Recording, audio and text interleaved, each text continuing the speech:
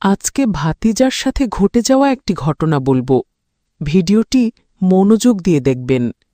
ভিডিওটিতে একটি লাইক দিয়ে চ্যানেলটি সাবস্ক্রাইব করে রাখুন। স্বামীহারা জীবনের শুরুটা কেমন যেন অচেনা ছিল। আমি জানতাম না এতটা নিঃশব্দ হতে পারে রাত। আমি জানতাম না এত ভারী হতে পারে একটা খালি বিছানা।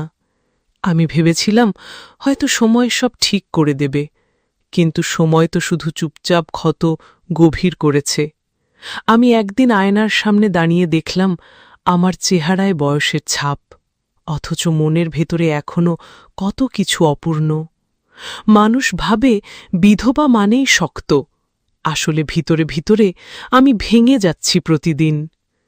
গ্রামে লোকজনের চোখে আমি এখনো সেই নারী যার জীবনে স্বামী নেই, যাকে নিয়ে ফিসফাস চলে, যাকে একাকী দেখে মজা নেয়, আর আমি চুপচাপ সহ্য করি। প্রতিদিন ভোরে উঠি, হাঁড়ি পাতিল ধুই, সংসার চালাই, জমি দেখাশোনা করি। কিন্তু যখন সূর্য ডুবে যায় তখন ঘরে শুধু নীরবতা নামে। সেই নীরবতার শব্দই আমার সঙ্গী। আমি কতবার চাইতাম কেউ এসে একবার ডাকুক, বলুক কেমন আছি, আমি কি খেয়েছি, আমি কি ঘুমিয়েছি, কিন্তু কেউ আসে না। এত শূন্যতার মধ্যে হঠাৎ একদিন সে এলো, আমার ভাতিজা। ছোটবেলায় কতবার কোলে নিয়েছি তাকে, এখন সে বড় হয়েছে, চওড়া কাঁধ, দৃঢ় চাহনি। ওকে দেখে প্রথমে মনে হলো হয়তো শুধু সাহায্যের জন্য এসেছে, কিন্তু দিন যেতে যেতে আমি টের পেলাম তার উপস্থিতি ঘরে আলো ফিরিয়ে আনছে। সে বাজার থেকে জিনিস আনে, ছাদের টিন মেরামত করে, বাগানের গাছ ছেটে দেয়। আমি বলি দরকার নেই এত কষ্ট করার। সে বলে, চাচি আপনি একা থাকেন, আমি না থাকলে কে থাকবে? তার সেই কথায় বুকের ভেতর কেমন এক অচেনা উষ্ণতা জমে ওঠে। আমি কিছু বলি না, শুধু তাকিয়ে থাকি। রাতে বিছানায় শুয়ে তার সেই হাসি মনে পড়ে যায়। মনে হয় ঘরের ফাঁকা জায়গায় কেউ হাঁটছে, কেউ নিঃশ্বাস ফেলছে। নিঃসঙ্গতা ভাঙছে ধীরে ধীরে। আমি জানি এটা স্বাভাবিক নয়, আমি জানি সমাজের চোখে অনুভূতি অপরাধ, কিন্তু আমি তো মানুষ, আমার বুকেও তো শূন্যতা আছে, আমার চোখেও তো অপেক্ষা আছে। তার সাথে কাটানো প্রতিটি মুহূর্তে আমি এক অজানা শান্তি খুঁজে পাই। কখনো সে আমার পাশে বসে গল্প করে, আমি শুধু শুনি। তার কণ্ঠে অদ্ভুত এক প্রশান্তি। মাঝে মাঝে তার চোখের দিকে তাকাতে ভয় পাই, কারণ সেই চোখে কিছু আছে যা আমি বুঝতে চাই না, তবু টের পাই। আমি রাতে জানালা দিয়ে বাইরে তাকাই, চাঁদের আলোয় ঘর ভেসে যায়, আর মনে হয় সেই বাড়ির প্রতিটি দেয়ালে ছায়া হয়ে আছে। আমি জানি এ পথ সহজ নয়, আমি জানি এ কথা কাউকে বলা যাবে না, কিন্তু বুকের ভেতরে যে নীরব আকাঙ্ক্ষা জন্ম নিচ্ছে তা আমি অস্বীকার করতে পারি না। আমি চেষ্টা করি চোখ ফিরিয়ে নিতে, চেষ্টা করি শক্ত থাকতে, কিন্তু যখনই সে আমাকে চাচি বলে ডাকে আমার শরীর কেঁপে ওঠে। আমি মনে করি আমি আবার বেঁচে উঠছি। হয়তো এটাই আমার অপরাধ, হয়তো এটাই আমার মুক্তি, কিন্তু এটুকু বুঝি আমার নিঃসঙ্গ ঘরে এখন আর শুধু শূন্যতা নেই, আছে কারো পদশব্দ, আছে কারো উষ্ণতা, আছে অজানা এক গল্পের শুরু। ভাতিজার আগমন ছিল আমার নিঃসঙ্গ জীবনে হঠাৎ এক আলো। আমি দরজা খুলতেই তাকে দেখে বুক কেঁপে উঠল। মুখে হাসি, চোখে দীপ্তি, যেন অনেক দিন পর এক ভরসা। সে বলল, চাচি আমি এসেছি, আপনি একা থাকেন না। আমি কিছু বলার আগেই ঘরে ঢুকে পড়ল, ব্যাগ নামালো, বাজার থেকে জিনিসপত্র বের করল। আমার দিকে তাকিয়ে বলল, এতদিন কষ্ট করেছেন একা? আমি চুপ করে দাঁড়িয়ে রইলাম। তার উপস্থিতি ঘরের নীরবতা ভেঙে দিল। বাড়ির দেয়াল যেন নতুন সুর তুলল। সে হাসতে হাসতে কাজ শুরু করল। টেবিলে থালা সাজাল, চুলায় পানি দিল, আমার দিকে তাকিয়ে বলল, বসুন, আমি করি। আমি অবাক হয়ে তাকিয়ে থাকলাম। কখনো ভাবিনি কেউ এমনভাবে পাশে দাঁড়াবে। তার প্রতিটি কাজে অদ্ভুত যত্ন লুকিয়েছিল। আমি অনুভব করলাম ঘরে কারো পদশব্দ আছে। রাতে বাতাসে আর একাকিত্বের শব্দ নেই। তার কণ্ঠস্বর ঘরে প্রতিধ্বনি তুলল। আমি বললাম, এত ঝামেলা করো না। সে হেসে বলল, ঝামেলা নয় চাচি, দায়িত্ব। এই কথায় বুকের ভেতর কেমন যেন উষ্ণতা জমল। আমি চুপ করেই থাকলাম, কথা জমে গেল গলায়। সে বাজারের ব্যাগ গুছিয়ে রাখল, ঘর ঝাড়ল, চেয়ার মুছে দিল। আমি ভাবলাম, এই ঘর এতদিন এত ফাঁকা ছিল, আজ এত ভরপুর মনে হচ্ছে কেন? সে রাতের খাবারের সময় আমার সামনে বসল, আমাকে খেতে বলল। আমি থালায় হাত দিলাম কাঁপতে কাঁপতে। তার চোখের দৃষ্টিতে অদ্ভুত এক স্নেহ। মাঝে মাঝে মনে হচ্ছিল এ স্নেহের ভেতরে আরও কিছু আছে, কিন্তু আমি চোখ ফিরিয়ে নিলাম। খাওয়ার সময় সে গল্প করল, শৈশবের কথা মনে করাল। আমি হেসে ফেললাম দীর্ঘদিন পর। হাসির শব্দে ঘরের শূন্যতা কেটে গেল। সে বলল, চাচি, আপনার হাসি সবচেয়ে সুন্দর। আমি থেমে গেলাম। মনে হল এই কথা কেউ কতদিন বলেনি। বুক ভরে উঠল অচেনা আবেগে। খাওয়া শেষে সে থালা ধুয়ে দিল। আমি বললাম, এত কাজ করো না। সে হেসে বলল, আমি আছি তো। এই আমি আছি তো কথাটা কানে বাজতে থাকল। রাতে বিছানায় শুয়ে তার পদশব্দ মনে পড়ছিল। ঘরের ভেতর তার উপস্থিতি যেন নিঃশ্বাসের মতো ছড়িয়ে আছে। আমি চোখ বন্ধ করে শুয়ে থাকলাম। তার কণ্ঠ বারবার ভেসে আসছিল মনে, চাচি, আপনি একা নন। এই একা না থাকার অনুভূতি আমাকে অন্যরকম শান্তি দিল, কিন্তু সেই শান্তির আড়ালে অদ্ভুত অস্থিরতা। আমি বুঝতে পারছিলাম না তার প্রতি টানাটা কেমন। শুধু মনে হচ্ছিল অনেক দিনের শুকনো জীবনে কেউ পানি ঢালছে, চোখের পাতার ফাঁক দিয়ে সে আলো ঢুকিয়ে দিচ্ছে। আমি জানি না এটা কোথায় যাবে, আমি জানি না সমাজ কি বলবে, তবে এটুকু বুঝলাম, সে এলে আমি আর একা থাকি না। সে ঘরে থাকলে মনে হয় শূন্যতা গলে যাচ্ছে, আমার বুক ভরে উঠছে। আমি নীরবে তাকে দেখি, সে হাসে, আমি চোখ ফিরিয়ে নিই। সে ডাক দেয়, আমার শরীর কেঁপে ওঠে। এই অদ্ভুত অনুভূতিকে ভাষা দেয়া যায় না, তবে এটুকু বলতেই পারি, ভাতিজার আগমনে আমার একাকী জীবনের নতুন অধ্যায় শুরু হল। ভাতিজা ঘরে আসার পর থেকে আমার দিনগুলো অন্যরকম হয়ে গেছে। আমি আর আগের মতো একা বোধ করি না। তবুও কিছু মুহূর্ত আছে যেগুলোতে অদ্ভুত নীরবতা ভর করে। সে পাশে থাকে, আমি পাশে থাকি, কিন্তু দুজনের মধ্যে যে নীরবতা জমে ওঠে সেটা অনেক কিছু বলে দেয়। একদিন বিকেলে সে উঠোনে বসেছিল, আমি বারান্দায় দাঁড়িয়ে ওকে দেখছিলাম। তার চোখে হালকা বিষণ্ণতা। আমি ডাক দিতে গিয়ে থেমে গেলাম, কারণ সে চোখ তুলে তাকাতেই আমার বুক কেঁপে উঠল। সেই দৃষ্টির ভেতরে অদ্ভুত গভীরতা। আমি দ্রুত ভেতরে ঢুকে গেলাম। ভেতরে গিয়েও মন অস্থির হয়ে থাকল। কেন যে এমন হল আমি বুঝলাম না। রাতে খাবার খেতে বসে দুজনেই চুপচাপ ছিলাম। থালার শব্দ, পানির শব্দ, তারপর নিস্তব্ধতা। সে হঠাৎ বলল, চাচি, আপনি কখনো খুব একা লাগে না? আমি চমকে উঠলাম। আমি বললাম, একা তো অনেক দিন ধরেই। সে দীর্ঘশ্বাস ফেলল, আর কোনো কথা বলল না, কিন্তু সেই দীর্ঘশ্বাস আমার বুকের ভেতরে গেঁথে রইল। সেই রাতে ঘুম এলো না।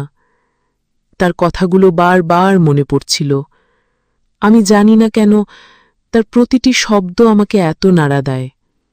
কখনো রান্নাঘরে কাজ করতে করতে খেয়াল করি সে নীরব দাঁড়িয়ে আমাকে দেখছে। আমি ভান করি খেয়াল করিনি, কিন্তু ভেতরে ভেতরে শরীর কেঁপে ওঠে। কখনো জামাকাপড় শুকোতে দিই, সে এসে দড়ি ধরতে সাহায্য করে। আমাদের হাত হালকা ছুঁয়ে যায়, আমি দ্রুত হাত সরিয়ে নিই, কিন্তু সেই ছোঁয়া অনেকক্ষণ থেকে যায়। সে হয়তো বোঝে, হয়তো বোঝে না, তবে আমি বুঝি আমাদের মাঝে এই নীরব মুহূর্তগুলোই আসল গল্প। আমি যতই এড়িয়ে চলতে চাই, ততই এগুলো কাছে টেনে নেয়। একদিন রাতে বিদ্যুৎ চলে গিয়েছিল, ঘর অন্ধকার। আমি মোমবাতি খুঁজছিলাম। সে এসে পাশে দাঁড়াল। তার হাত আমার হাতের সাথে মিশে গেল। আমরা দুজনেই থমকে গেলাম। আলো ছিল না, কিন্তু অন্ধকারে চোখের ভাষা ছিল। আমি তাড়াতাড়ি হাত সরিয়ে নিলাম, কিন্তু সেই অন্ধকারে আমার বুকের ভেতর আলো জ্বলে উঠল। সেদিন থেকে নীরব মুহূর্তগুলো আরো ঘন ঘন আসতে লাগল। কথার বদলে চোখ কথা বলত, স্পর্শের বদলে বাতাস ভারী হয়ে উঠত। আমি মনে মনে ভয় পেতাম, কিন্তু একই সাথে এক অদ্ভুত টান অনুভব করতাম। আমি জানি এটা বলা যাবে না, আমি জানি এটা সমাজ মেনে নেবে না, কিন্তু বুকের ভেতরে সত্যি কি চেপে রাখা যায়? সে যখন হাসে, আমি থেমে যাই। সে যখন ডাক দেয়, আমার শরীর কেঁপে ওঠে। সে যখন নীরব দাঁড়িয়ে থাকে, আমার নিঃশ্বাস আটকে যায়। এই নীরব মুহূর্তগুলোই আমার সবচেয়ে ভয়ঙ্কর এবং সবচেয়ে প্রিয় হয়ে উঠল। আমি চাইতাম এগুলো থেমে যাক, কিন্তু এগুলোই আমাকে বাঁচিয়ে রাখত, আমার একাকিত্বকে দূর করত, আমার বুকের শূন্যতায় আলো জ্বালাত। আমি আর কিছু বুঝতাম না, শুধু বুঝতাম আমাদের মাঝে এক অদ্ভুত গল্প জন্ম নিচ্ছে, যেটা শুধু নীরবতায় লেখা হচ্ছে, যেটা শুধু চোখের ভাষায় পড়া যায়, আর যেটা কাউকে বলা যায় না। দিন যত যাচ্ছিল, আমি টের পাচ্ছিলাম আমাদের মধ্যে এক অদ্ভুত বদল ঘটছে। আগে সে শুধু সংসারের কাজ করত, বাজার থেকে জিনিস এনে দিত, ছাদ মেরামত করত বা হাসি মুখে গল্প করত, আর আমি তাকে সাধারণ ভাতিজার মতোই দেখতাম। কিন্তু এখনকার দিনগুলো আলাদা। তার চোখে যেন অন্য এক ভাষা জন্ম নিচ্ছে। তার নীরবতায় এমন এক টান আছে যা আমাকে ব্যাকুল করে তোলে। আমি যতই চোখ ফিরিয়ে নিই, ততই মনে হয় সেই চোখ আমার বুকের ভেতরে ঢুকে সব উল্টে পাল্টে দিচ্ছে। একদিন বিকেলে হঠাৎ প্রবল বৃষ্টি নামল। আমি বারান্দায় দাঁড়িয়েছিলাম, আর সে ছুটে গেল উঠোনে দড়িতে শুকোতে দেওয়া কাপড় নামাতে। ভিজে যাওয়ার পরও সে এক এক করে কাপড় নামিয়ে হাতে নিল। তার চুল থেকে ফোঁটা ফোঁটা পানি গড়িয়ে গালে পড়ছিল। ভেজা জামার ভেতর দিয়ে গায়ের গঠন স্পষ্ট হচ্ছিল। আমি অজান্তেই তাকিয়েছিলাম, আর হঠাৎ যখন সে কাপড় হাতে নিয়ে আমার দিকে চোখ তুলল, বুকের ভেতর ঝড় বয়ে গেল। আমি দ্রুত ঘুরে ভেতরে চলে এলাম, কিন্তু ভেতরে এসেও মনে হচ্ছিল যেন বৃষ্টির শব্দ থেমে গেছে, শুধু আমার শ্বাস প্রশ্বাসের শব্দ বাজছে কানে। সেই রাতটা আমি ঘুমোতে পারিনি। চোখে বারবার ভেসে উঠছিল তার ভেজা দেহ, সেই তীক্ষ্ণ দৃষ্টি। এভাবে ছোট ছোট মুহূর্তে আমি আবিষ্কার করতে লাগলাম সে যেন আমার প্রতিটি নিঃশ্বাসে মিশে যাচ্ছে। মাঝে মাঝে রান্নাঘরে দাঁড়িয়ে কাজ করতে করতে খেয়াল করি সে চুপ করে দাঁড়িয়ে আমাকে দেখছে। আমি ভান করি খেয়াল করিনি, কিন্তু শরীর কেঁপে ওঠে। জামাকাপড় শুকোতে দিলে সে এগিয়ে এসে দড়ি ধরতে সাহায্য করে, আর সেই সময় আমাদের হাত সামান্য ছুঁয়ে যায়। আমি দ্রুত হাত সরিয়ে নিই, অথচ সেই ছোঁয়া অনেকক্ষণ ধরে শরীরে লেগে থাকে। এক রাতে হঠাৎ বিদ্যুৎ চলে গেল, ঘর অন্ধকারে ডুবে গেল। আমি মোমবাতি খুঁজছিলাম, ঠিক তখনই সে পাশে এসে দাঁড়াল। আমাদের হাত একসাথে মোমবাতির দিকে বাড়ল, আর এক মুহূর্তের জন্য তার আঙুল আমার আঙুলের ওপর চেপে গেল। চারপাশ অন্ধকার ছিল, কিন্তু সেই অন্ধকারের ভেতর আমি অনুভব করলাম তার শরীরের উষ্ণতা আমার শরীর ছুঁয়ে আছে। আমরা দুজনেই থমকে গেলাম, কিন্তু কেউ কিচ্ছু বললাম না। আলো জ্বালানোর পরও মনে হচ্ছিল ঘরে আলো নয়, আমার বুকের ভেতরেই আলো জ্বলে উঠেছে। এরপর থেকে আমি তাকে এড়িয়ে চলতে চেয়েছি, কিন্তু যতই এড়াতে চাই ততই সে কাছে আসে। সে আমার নাম ধরে ডাক দেয়, আর আমি উত্তর না দিলেও ভেতরে ভেতরে চাই সে যেন বারবার ডাকে। একদিন সে হঠাৎ জিজ্ঞেস করল, চাচি, আপনি কি সুখী? আমি নির্বাক হয়ে গেলাম।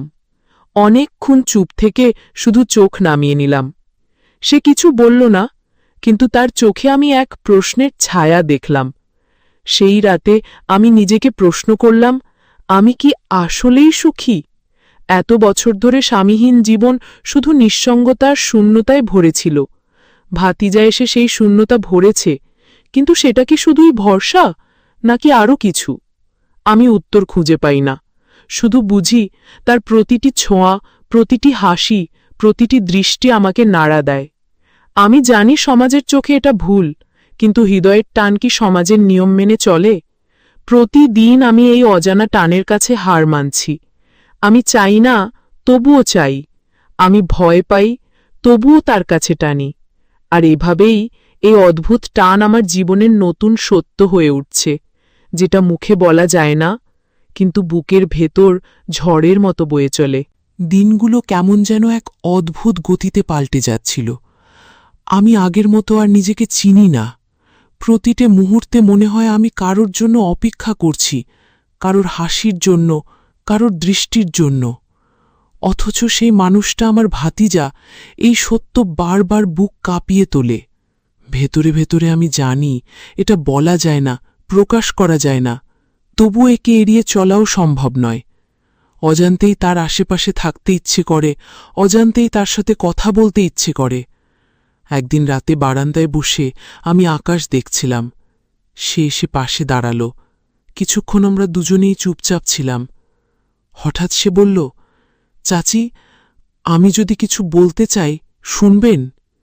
আমার বুক ধক করে উঠল। আমি কোনো উত্তর দিলাম না, শুধু আকাশের দিকে তাকিয়ে রইলাম। সে একটু থেমে আবার বলল, চাচি, আপনার চোখে মাঝে মাঝে এমন কিছু দেখি যা কথায় বলা যায় না। আমি জানি না সেটা ঠিক কি, কিন্তু আমি বুঝতে পারি। আমি ভেতরে ভেতরে কেঁপে উঠলাম, উত্তর দিতে পারলাম না। শুধু মনে হচ্ছিল এই নীরবতা হয়তো সব বলে দিচ্ছে। তারপর থেকে আমাদের মাঝে আর কথার প্রয়োজন হয়নি।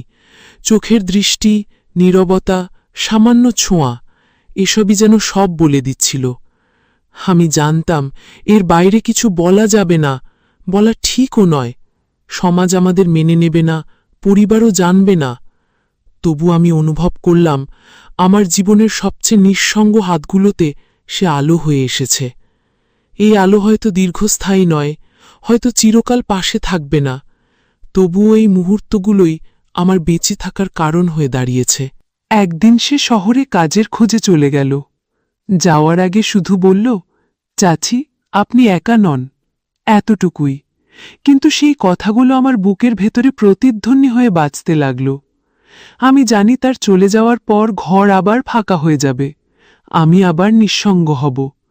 কিন্তু এই নিঃসঙ্গতা আর আগের মতো অন্ধকার হবে না, কারণ আমি জানি কোথাও একজন আছে যে আমার নীরবতাকে পড়তে জানে, আমার দৃষ্টিকে বুঝতে জানে। আমি আজও বারান্দায় দাঁড়িয়ে আকাশ দেখি। কখনো তার চিঠি আসে না, ফোনও কম হয়, তবুও মনে হয় সে আছে, আমার ভেতরে আছে। আমাদের সম্পর্কটা কোনো নাম পায়নি, কোনো নিয়ম মানেনি, তবুও এটা ছিল আমার জীবনের সবচেয়ে সত্য অনুভূতি। আমি কাউকে বলি না, কাউকে জানাই না, শুধু চুপচাপ নিজের ভেতরে লালন করি। গল্পের শেষটা তাই শব্দে নয়, নীরবতায় লেখা থাকে। কারণ কিছু ভালোবাসা আছে যা মুখে বলা যায় না, কিছু টান আছে যা সমাজ বোঝে না। আমি জানি ভাতিজার সাথে সেই টানই আমার জীবনের সবচেয়ে বড় সত্য ছিল। আর আজ আমি শুধু চুপচাপ বাঁচি, সেই অজানা অথচ সবচেয়ে কাছের মানুষটার স্মৃতি বুকের ভেতর নিয়ে।